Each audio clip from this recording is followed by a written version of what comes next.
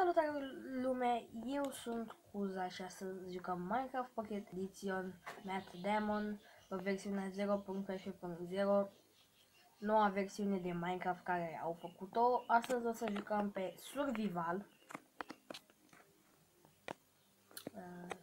Să dăm numele Survival. Și să vedeți cum mă descurc eu pe Survival. Este foarte nașpa pe Survival. Este... Bine, merge și cam greu. Sau automat, nu știu. Da. Deci, cum ziceam, astăzi facem Survival Minecraft. Dar bine, are și cap aici.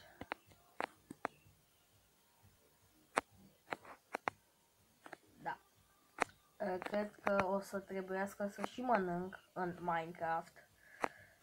Da, o să fie cam greu pentru mine. Adică mie nu prea îmi place să joc pe Survival, pentru că am zis odată pentru că bine. Ah, fuck.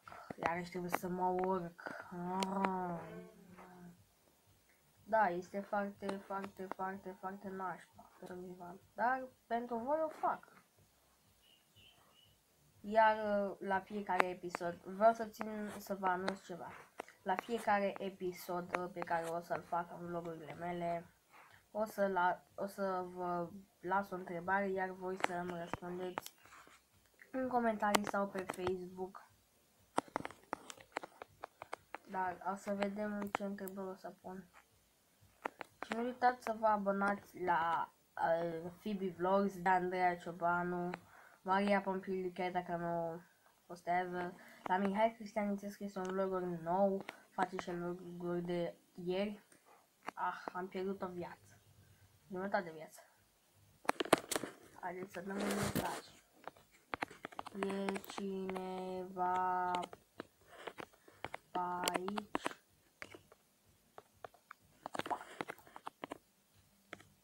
You my boss. Și este foarte tare. Fuck you, my boys.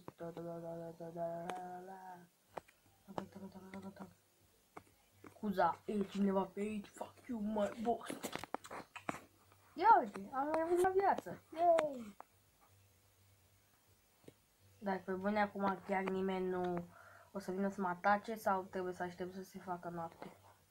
Chiar foarte nașpa. Ce scări, boss?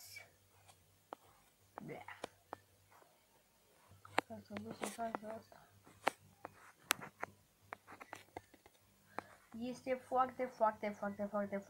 foarte nașpa pe Survival. Pentru unii, nu chiar pentru toți. Dar este chiar foarte tare pentru că te descurci mai bine și știi cum să-ți iei mâncare sau una alta ce trebuie să-ți iei. Adică este ca și când ai fi bogat și ai învăța cum să fii sărac și să înveți să îți iei cum să mănânci dacă chiar ai fi sărac. Pentru că chiar unii oameni sunt ei săraci. Uitați, noi avem tablete, orice, dar unii oameni nu prea sunt. Nu prea, adică, cum să vă explic eu, nu prea au tot ce avem noi. Ei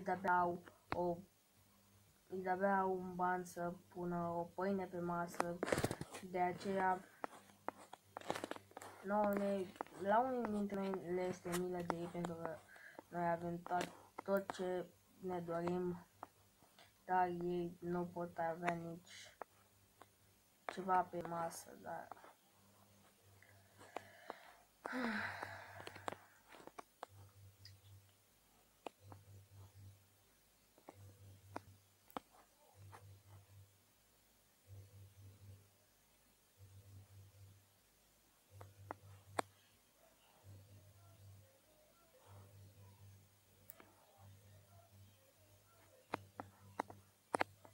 Să colectăm niște copaci.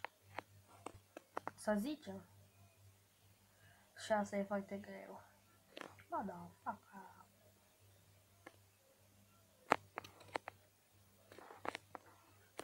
O să ne distrăm chiar foarte, foarte, foarte tare.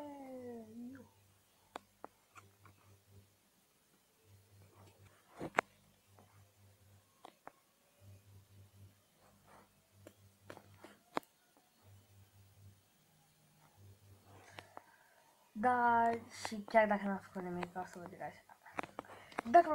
Dacă v-a plăcut acest episod, să dați un buton de like-uri și pe Facebook, pentru că mă ajută foarte mult, și un subscribe. Chiar dacă în acest vlog eu nu prea am făcut nimica, am fost pe survival, trebuie să vă știți, am fost pe survival. Și nu uitați să dați un buton de like-uri și pe Facebook, pentru că mă ajută foarte, foarte, foarte, foarte mult, și să vă abonați ca să fiți la curent cu tot ce postez eu săptămânal sau o dată la câteva zile. Deci nu uitați să vă abonați. Eu m-am dus. Pa!